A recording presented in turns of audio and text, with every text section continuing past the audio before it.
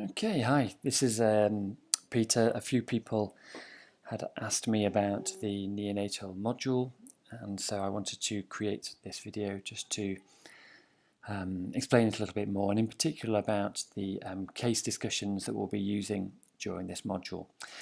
Many of you will have already done these case discussions, well, this style of case discussion in the past with us on the neonatal unit. The idea behind this is that we want to move away from more passive teaching methods. So passive methods would be things like lectures where you just sit and listen. You can see here that the amount of learning from a lecture tends to be relatively low. Rather, we want to move to what's called participatory learning methods. Down here in red, things like group discussions, which lead to much better learning, and even better if you are actually teaching your colleagues when your learning is absolutely maximized. So these case discussions take on a form of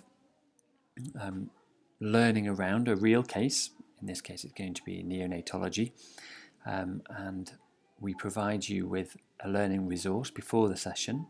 So for example, we did CPAP earlier this week, and we gave you a paper which is here on CPAP, which was a guide for clinicians in developing countries. The idea is that this is what's called a flipped classroom. A flipped classroom is where the reading related to the knowledge is done before the class, so that when you attend there can be a discussion, so that the learning is not just about knowledge but about using it in practice. Here we can see a document which is the case discussion on the left, which gives a description of the case and a series of questions which need to then be discussed by the group. The other advantage of doing this style of teaching is that we can do our best to try and allow the learning opportunity in multiple sites. Okay, and part of the university's academic regulation is that you do need to attend 85% of learning activities for each module, which would be nearly impossible if we're only running them at CASHUCA. Therefore, by giving you the opportunity to use these resources in different settings, you can achieve that. So as I said, we've got multiple sites: CASHUCA, King Faisal, RMH and CASHUB, and the anticipation is that these discussions will happen at all those sites. So what do you need in order to be able to do that? Well, it is a discussion, so you do need a minimum of 2 residents. This is not something you can do on your own. A great deal of the learning is in the discussion, finding about cases that you've seen before in the past. Now, 1 resident in each site should lead each case, and again, this is about you participating and encouraging each other in learning. Clearly, it would be ideal if we could have a facilitator for every session at every site, but that may not be possible.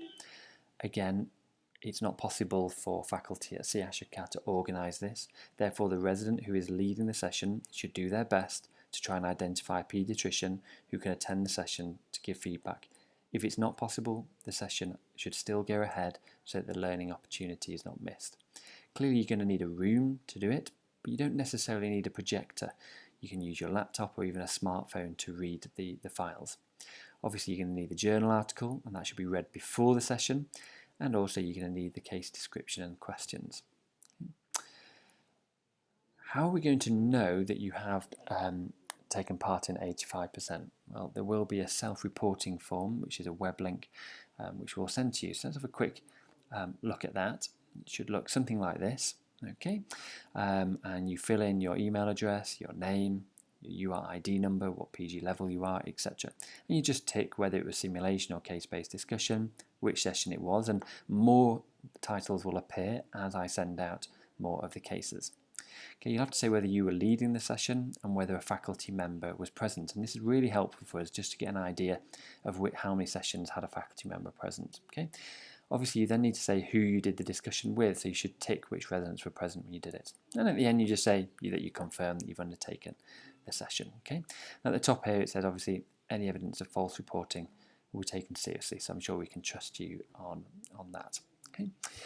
So that's the form that you'll need to fill in. So if you do have any other questions, do let me know. We'll continue to run these case discussions at multiple sites, and I hope we'll find that actually